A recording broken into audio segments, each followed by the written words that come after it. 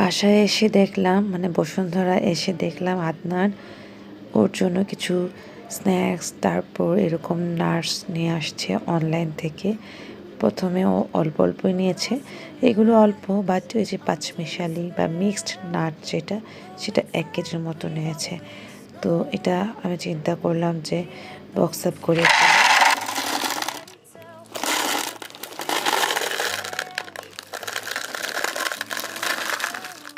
Box up করার পর আমি একটু মুখে দিলাম। আমার কাছে মনে হয়েছে বেশি ভালো লাগে নাই, অনেক পুরানা হয়ে গেছে। ওল্ড হয়ে গেলে যেরকম হয় একটা স্মেল আসে, ব্যাড স্মেল, ওইটা পাচ্ছিলাম। আসলে বিজনেস যারা করে বুঝে শুনে করে নাকি না বুঝে করে আমার জানা নেই।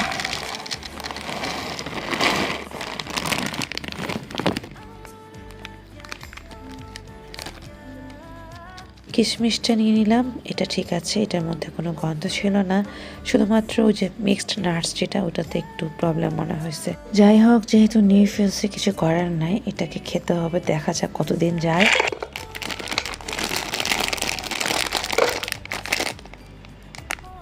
সবগুলি বক্স আপ করে ফেলছি, অল্প অল্প যেগুলো নিচ্ছে পারফেক্ট হয়েছে। খাওয়া শেষ হলে আবার অর্ডার করা যাবে, কিন্তু একবারে 1 কেজি নেওয়াটা আমার কাছে অর্থে মনে হয়েছে। তারপর ওর সাইড কর্নারে আমি রেখে দিয়েছি, দেখো কি কি আছে। চানাচুরটা রিফিল করছি, এখানে সেই আগের বাদামটা হালকা একটু টেলে নিচ্ছি, নিচে কর্ন আছে, এখানে আবার খোসা সহ বাদাম, রেড স্কিন বাদাম সেটা সহ রাখছি, যেটা খাওয়াও নাকি ভালো। সবভাবে আমি ট্রাই করছি যেখানে রাখার। এটা আমি এসে এই কাজগুলি করছি। আর যদি মধু দিয়ে খেতে চাই সেই ব্যবস্থাও আছে, দেখা যায় মাঝে মধ্যে ওটস রান্নার ক্ষেত্রে দেওয়া হয়, বা মধু দিয়ে খেতে চাইলেও খাওয়ানো যাবে।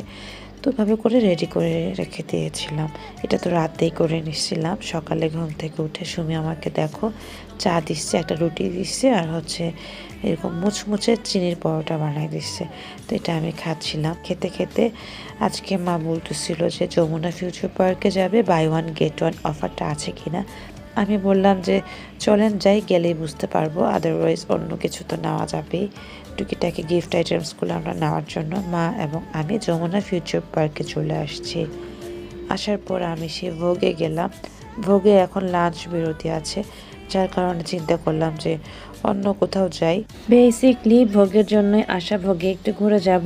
আর দেখা গিয়েছে ডিসেম্বরের 10 তারিখ পর্যন্ত আছে, তো ওই সেন্সে আসার, একটু ঘুরে টুরে যাওয়া, এই আর কি, আর কিছুই না। তারপর আমরা চলে যাচ্ছি হচ্ছে গিয়ে ইনফিনিটিতে, যেহেতু ভোগ বন্ধ।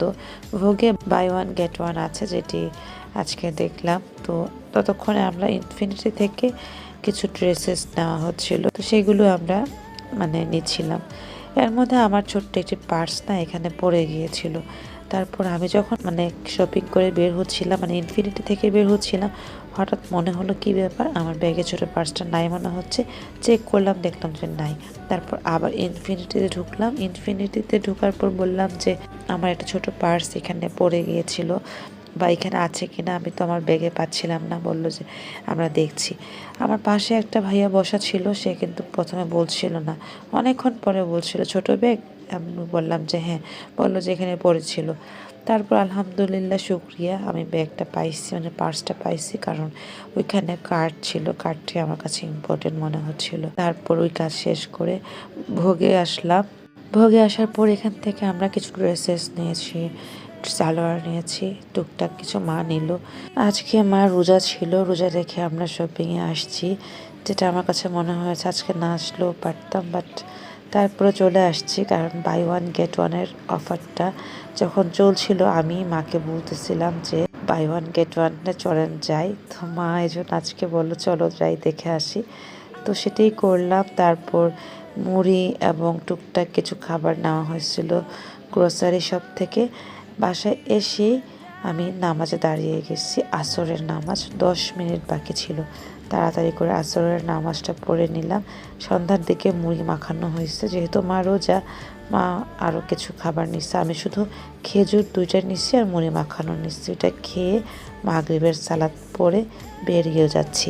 বলো তো কেন বেরিয়ে যাচ্ছি? ইয়েস, বেরিয়ে যাচ্ছি, আবারও যমুনায় যাচ্ছি, কারণ আজকে ভোগ থেকে অনেক ড্রেসেস নেওয়া হয়েছিল, সবগুলি আমরা আসলে পে করতে পারিনি। বুকিং করে আসছিলাম, বাসায় এসে টাকা নিয়ে আবারও চলে আসছি ভোগে। ওনারা বলছিল বুকিং যদি করে যান আজকের মধ্যে নিতে হবে, তাই আজকের মতো নিয়ে নিলাম। ভোগ থেকে নিয়ে বাসা চলে গেলাম।